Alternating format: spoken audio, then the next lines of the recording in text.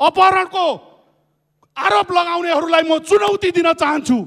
यदि प्रमाणित भयो भने सबै मान्यजीहरूको अगाडि म झुन्डिएर मर्न तयार छु। के हामीलाई आरोप लगाउने डाक्टरहरू पनि झुन्डिन तयार छन्?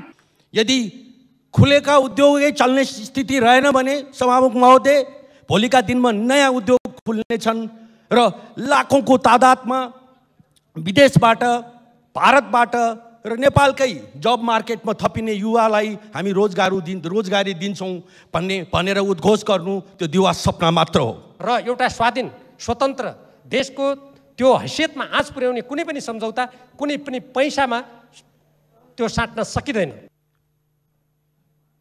मान्य श्री कृष्ण कुमार श्रेष्ठ। सम्माननीय सभामुख महोदय, सर्वप्रथम म नेपालको राजनैतिक परिवर्तन गर्ने सन्दर्भमा शहादत प्राप्त गर्नुहुने सम्पूर्ण शहीदप्रति हार्दिक श्रद्धाञ्जली व्यक्त गर्दछु। त्यसै गरी वर्तमान विश्व महामारी कोभिड-19बाट विश्वभरि र नेपालमा पनि ज्यान गुमाउने 2 जना प्रति हार्दिक श्रद्धाञ्जली व्यक्त गर्दछु। कोरोना परीक्षणमा पोजिटिभ नतिजा निस्की उपचाररत सबै बिरामीहरूको स्वास्थ्य लाभको कामना गर्दछु। सभामुख महोदय, सरकारको नीति तथा कार्यक्रमबारे आफ्नो धारणा राख्दै गर्दा इतिहासमै पहिलो पटक सम्माननीय राष्ट्रपतिज्यूबाट सरकारका नीति तथा कार्यक्रम सदन समक्ष प्रस्तुत गर्ने क्रममा स्पष्ट ढङ्गले राष्ट्रिय स्वाधीनताको विषयमा उल्लेख हुनु गौरवको कुरा हो। लिम्पियाधुरा, लिपुलेक र कालापानी नेपालको भूमि भएको स्पष्ट पार्दै छुटेको भूमि सहित नेपालको नक्सा जारी गर्ने कुरा उल्लेख हुनुले आम नेपालीलाई खुसी तुल्याएको छ। ऐतिहासिक सन्धि नक्सा तथा तथ्य प्रमाणका आधारमा कूटनीतिक माध्यमबाट भारतसँगको सीमा सम्बन्धमा लामो समयदेखि बाँकी रहेको समस्या समाधान गर्ने प्रतिबद्धता जनाइनु आफैमा ऐतिहासिक छ। हामी चाहे देशका कुनै पनि कुनामा बस्ने बासिन्दाहरू देशको स्वाधीनताका विषयमा कसैले बलात् कुदृष्टि लाउँछ भने हामीलाई कदापि सह्य हुँदैन। सरकारको नीति तथा कार्यक्रमको प्रमुख विषयमा आएको स्वाधीनताको सवाललाई म व्यक्तिगत र जनप्रतिनिधिको हिसाबले हृदयदेखि नै समर्थन र सलाम गर्न चाहन्छु। सभामुख महोदय, देशको वर्तमान परिस्थितिको यथार्थ मूल्याङ्कन गरी रोजगारमूलक कार्यक्रमलाई महत्त्व दिनु, कोभिड-19लाई परास्त गर्न कुनै पनि कसर बाँकी नराख्नु र राहत वितरणमा समेत राम्रोसँग ध्यान दिने प्रतिबद्धता जनाउनु, घरेलु तथा मझौला उद्योग सञ्चालनमा जोड दिनु, कृषि क्षेत्रलाई आधुनिकीकरण गर्दै उत्पादकको वृद्धि र रोजगारको अवस्था सिर्जना गर्ने कुरामा प्राथमिकता दिनुले गरिबी घटाउने र मुलुकलाई आत्मनिर्भर बनाउन सक्ने दिशामा नीति तथा कार्यक्रमले दिशा निर्देश गरेको कुरा महसुस गरेको छु। जीवन चलाउन बचाउन सबैभन्दा महत्त्वपूर्ण पक्ष भनेको स्वास्थ्य नै हो।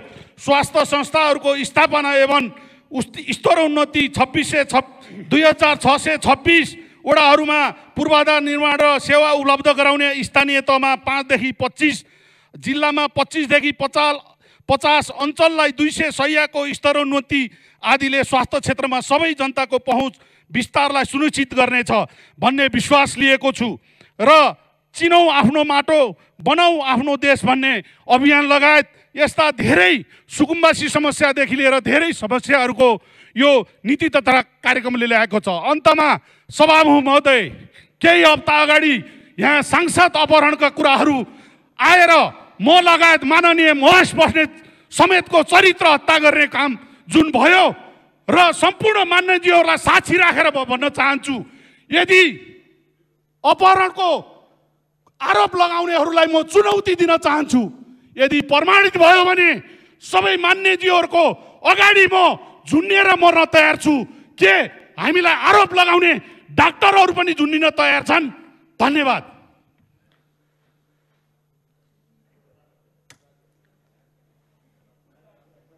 मान्य श्री विनोद कुमार चौधरी, समय 3 मिनट। यसपछि मान्य श्री गोमा देवकोटा। सम्मान्य सभामुख महोदय, नीति तथा कार्यक्रममा थुप्रै मिड टर्मदेखि लङ टर्म परियोजनाहरू, तीमध्ये कतिपय विगतका नीति तथा कार्यक्रममा समेत उल्लेख गरिएका तर विभिन्न कारणले अगाडि नबढेका योजनाहरू बारे पनि उल्लेख छ। म यहाँ ती परियोजनाका बारेमा होइन, आजको प्राथमिकताका बारेमा कुरा गर्न उभिएको छु। आजको प्राथमिकता भनेको अहिले बाँच्नु हो, अहिले बचाउनु हो। रोजगारी गुम्दैछन्, उद्योग धन्दा बन्द छन्, सडकमा उभिएका दिनौँ हातमुख जोड्नुपर्ने बाध्यता भएका कामदार कामविहीन छन्। नाङ्लो पसले हुन्, रिक्सा चालक हुन्, हरेक समाजको वर्ग त्रसित छ। एकातर्फ कोभिडको रोगको कारणबाट भने अर्कोतिर कोभिडभन्दा पहिले भोकले मर्ने हो कि भन्ने त्यसको त्रासबाट सरकारका घोषणाका बावजुद प्राथमिकताका क्षेत्रका उद्योग प्रोजेक्ट साइटहरू बन्द छन्। स्थानीय प्रशासनभन्दा पनि स्थानीय तहको जनताको हातमा, त्यसमध्ये पनि ती त्रसित चाहिँ एक प्रकारको जमातको हातमा अहिलेको प्रशासन तन्त्र गएको स्थिति छ। ती उद्योगहरू चल्न सकेका छैनन्।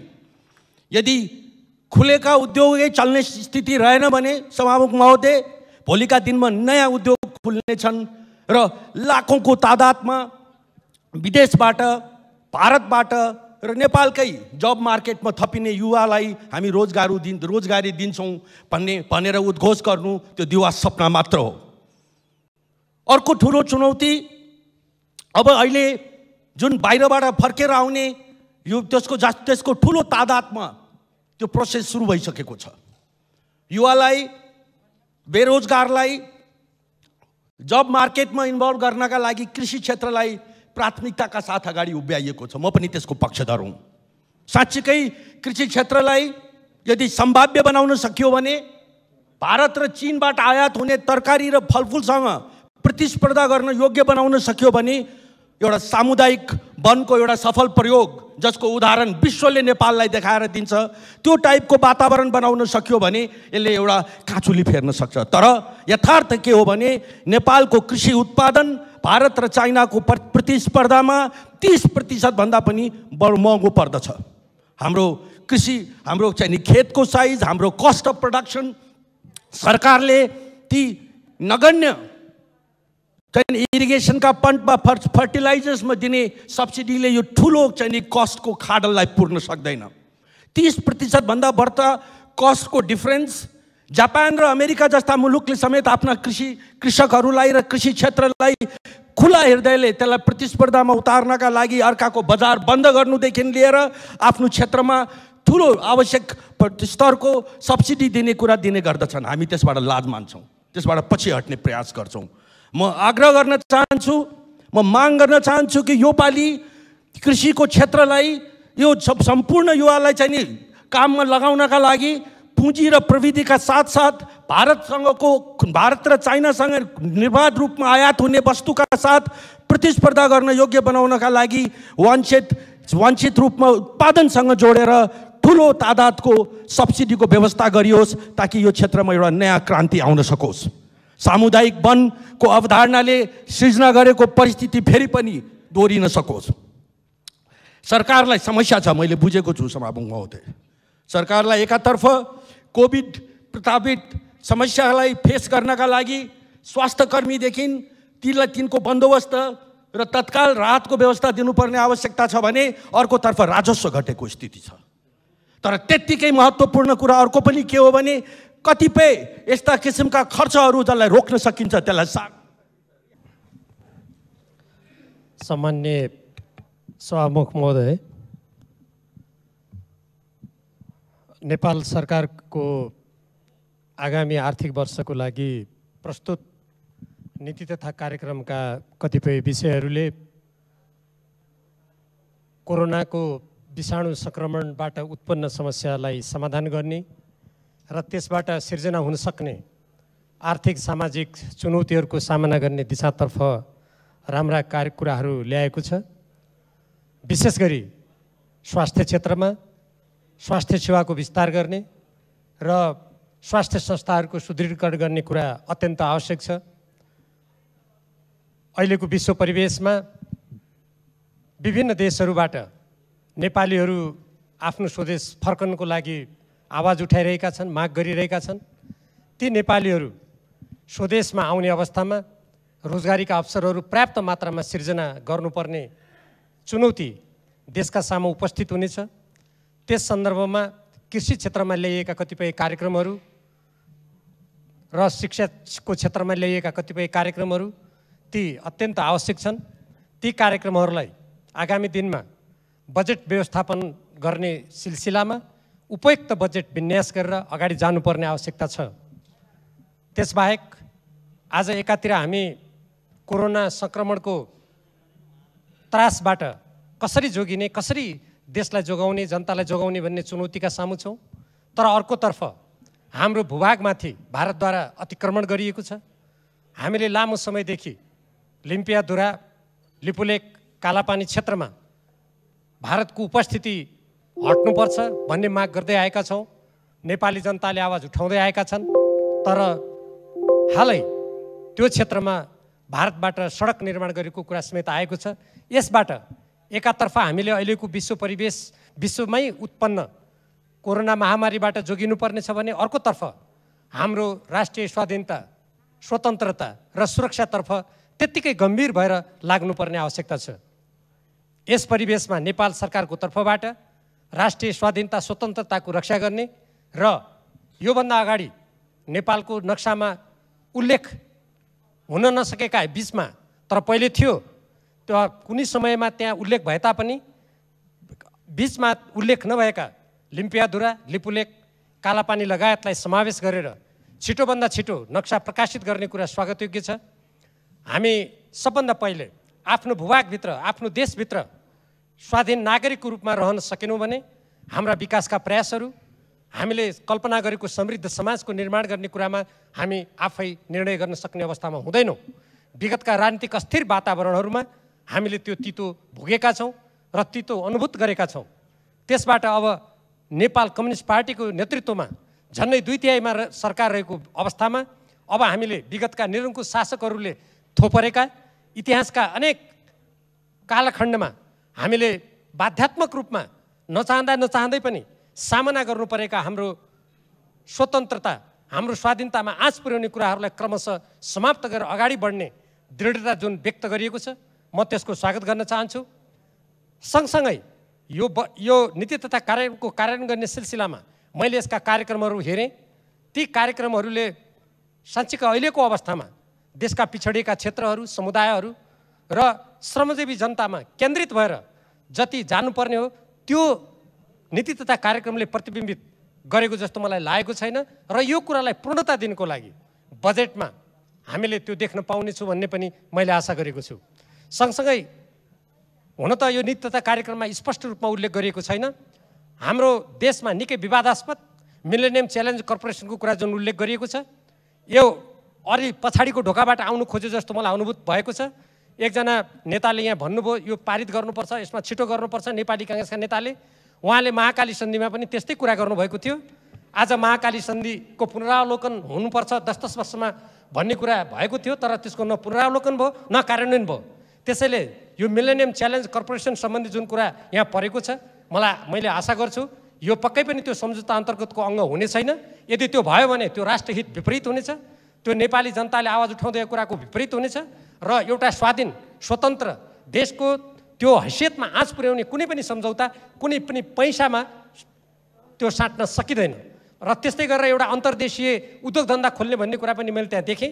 मैले नेपालको कानुनको अध्ययन गर्दा त्यो कुन कानुन अन्तर्गत कसरी दुईटा देश संलग्न भएर हामीले एउटा औद्योगिक क्षेत्रको यहाँ खोल्छौँ त्यो कुरा मैले कहीँ पनि पाइनँ। यस्ता अलिकति यस्तो अप्ठ्यारो बेलामा, यस्तो चुनौती भइरहेको बेलामा यस्ता अस्पष्ट कुराहरूलाई अगाडि सार्दा त्यसले देशमा र जनतामा अलिकति भ्रम सिर्जना गर्छ। यी कुराहरू बजेट प्रस्तुत हुने बेलामा स्पष्ट हुनेछन् भन्ने मैले आशा गरेको छु। र यो नीति तथा कार्यक्रमलाई प्रभावकारी रूपमा कार्यान्वयन गरेर आजका हाम्रा साझा चुनौतीहरूको सामना गर्ने र नेपाली जनताको आकाङ्क्षालाई पुरा गर्नको लागि यो अप्ठ्यारो अवस्थामा पनि दृढतापूर्वक अगाडि बढ्ने कुराको आवश्यकता छ। र तदनुकूल नै आउने बजेटमा यी सम्पूर्ण कुराहरू प्रतिबिम्बित भएर आउनेछन् र यस्ता अलिकति दुविधायुक्त, अलिकति जनताले आलोचना गरेका विवादास्पद कुराहरू अगाडि बढ्ने छैनन् भन्ने मैले आशा गरेको छु। धन्यवाद। कोभिड-19 का विरुद्ध सम्पूर्ण राज्य शक्ति लडिराखेको बेला नेपालमा 2 जनाको ज्यान गएको छ। यसरी ज्यान गुमाउनेहरूको ज्यान गएपछि मात्रै स्वास्थ्य परीक्षण अनि कोरोना भएको पुष्टि र कोरोनाकै कारण उनीहरूको ज्यान गएको ठहर अत्यन्तै दुःखद विषय हो। सरकारले परीक्षण र उपचारको विधिलाई व्यापक बनाओस् भन्ने म आग्रह गर्न चाहन्छु। आज देशभित्रको कुरा मात्र होइन कि देश बाहिर पनि ठुलो जनसङ्ख्या जो ज्याला मजदुरीको सिलसिलामा भारतमा रहेका अथवा विदेशका अन्य विभिन्न ठाउँमा रहेका मानिसहरू अहिले उद्धारको लागि याचना गरिराखेका छन् र भारतको विभिन्न ठाउँमा रहेका मानिसहरू त ठुलो सङ्ख्यामा रेल चढेर अब नेपालतर्फ आइराखेका छन्। उनीहरूको उद्धारको लागि, उनीहरूको व्यवस्थित उद्धारको लागि सरकारले ठोस कदम चालोस्। विदेशबाट आउनेहरू यहाँ आउने बित्तिकै, उनीहरूलाई लिने बित्तिकै यहाँ कोरोना सङ्क्रमण फैलिन्छ भन्ने मानसिकताबाट सरकार र नागरिक समाज मुक्त हुनुपर्दछ भन्ने म आग्रह गर्न चाहन्छु। सरकारले आफ्नो नीति तथा कार्यक्रममा लिम्पियाधुरा, लिपुलेक र कालापानी हाम्रो हो र यो क्षेत्र समावेश गरेर नयाँ नक्सा प्रकाशित गर्ने जो प्रतिबद्धता व्यक्त गरेको छ, म त्यसको स्वागत गर्न चाहन्छु। लिम्पियाधुरा, लिपुलेक र कालापानी समावेश गरेर नयाँ नक्सा प्रकाशित गर्न भारत र चीनलाई सोध्नु पर्दैन। भारत र चीनलाई सोधेर मात्र यो नयाँ नक्सा प्रकाशित गर्नुपर्दछ भन्ने मानसिकता पराधीन मानसिकताको उपज हो। सरकारले आफ्नो नीति तथा कार्यक्रममा जुन भ्रष्टाचारको प्रतिबद्धता व्यक्त गरेको छ, भ्रष्टाचार विरुद्धको प्रतिबद्धता व्यक्त गरेको छ, त्यो अत्यन्त कमजोर छ। यो महामारीको बेला खरिद गरिने स्वास्थ्य सामग्रीमा समेत भ्रष्टाचारको कुरा उठिराखेको बेला सरकारले जुन भ्रष्टाचारको विरुद्ध प्रतिबद्धता व्यक्त गरेको छ त्यो कमजोर छ। म संसदमा पहिलोचोटि यो विषय प्रवेश गराउने मानिस हुँ जसले मैले भनेको थिएँ कि 2046 साल पछिका सबै उच्च पदस्थ नेता कर्मचारीहरूको सम्पत्ति छानबिन हुनुपर्दछ। आज पनि दोहोऱ्याउन चाहन्छु, सरकार भ्रष्टाचार विरुद्ध यदि प्रतिबद्ध छ भने आफ्नो नीति तथा कार्यक्रममा 2046 साल पछिका सबै उच्च पदस्थ नेता कर्मचारीहरूको सम्पत्ति छानबिन गर्ने प्रतिबद्धता त्यहाँ समावेश गरोस्, प्रतिबद्धता व्यक्त गरोस् भन्ने आग्रह गर्न चाहन्छु। यस वर्ष पनि केही किलोमिटर बाटोहरू त बन्लान्, केही नयाँ भवनहरू बन्लान्, पुलहरू अवश्य थपिएलान्, तर यो नीति तथा कार्यक्रमले महामारी र त्यसको प्रभावको सन्तासमा रहेका जनतालाई आशा जगाउने काम गर्न सकेको छैन। उही कार्यान्वयनविहीन सपनाहरूको निरन्तरता छ। सपना पनि आशलाग्दो भए हुन्थ्यो, तर निरस सपनाहरू छन्। रोजगार अभिवृद्धिका कुनै ठोस कार्यक्रमहरू छैनन्। मैले अगाडि पनि भनेको छु कि यो कोरोना सङ्क्रमणको कारण अथवा कोभिड-19 को कारण वैदेशिक रोजगारीबाट फर्किने ठुलो जनसङ्ख्या जसलाई अब देशले धान्नुपर्ने हुन्छ, उनीहरूलाई रोजगारसँग जोड्ने कुनै प्रकारका कार्यक्रमहरू आउन सकेको छैनन्। कोभिड-19 को कारण आउने आर्थिक चुनौतीलाई सामना गर्ने कुनै कार्यक्रमहरू आउन सकेको छैन। अघिल्ला वर्षका अनुदानहरू अपारदर्शी छन् र त्यसलाई पारदर्शी बनाउने कुनै योजनाहरू छैन। सभामुख महोदय, म आफ्नो वक्तव्यको अन्तमा भन्न चाहन्छु कि सरकारसँग मैले अघिल्लो वर्ष पनि माग गरेको थिएँ कि सरकारले नै तोकेको न्यूनतम जेलासम्म पनि नपाएका बाल विकास शिक्षकहरू र विद्यालय कर्मचारीहरूलाई यो वर्ष बजेटमा सम्बोधन गरियोस् र उनीहरूलाई कमसेकम न्यूनतम ज्याला पाउने व्यवस्था मिलाइयोस् भन्ने म आग्रह गर्न चाहन्छु। अनुत्पादक र फजुल खर्चहरू नियन्त्रण गर्नेतर्फ सरकारले ध्यान दियोस्। अहिले बेरोजगार भएका मानिसहरू जसलाई राहत होइन कि प्रधानमन्त्री रोजगार कार्यक्रम अन्तर्गत जो पैसा गएको छ, जो कार्यविधिको कारण खर्च हुन सकेको छैन, उनीहरूलाई कार्यविधि परिवर्तन गरेर भए पनि काम गर्न पाउने सबैले बेरोजगारहरूले काम गर्न पाउने ढङ्गले त्यो प्रधानमन्त्री रोजगार कार्यक्रमको कार्यविधि परिवर्तन गरियोस् भन्ने म आग्रह गर्न चाहन्छु। धन्यवाद। मान्य श्री राधा कुमारी गेवाली, समय 3 मिनेट।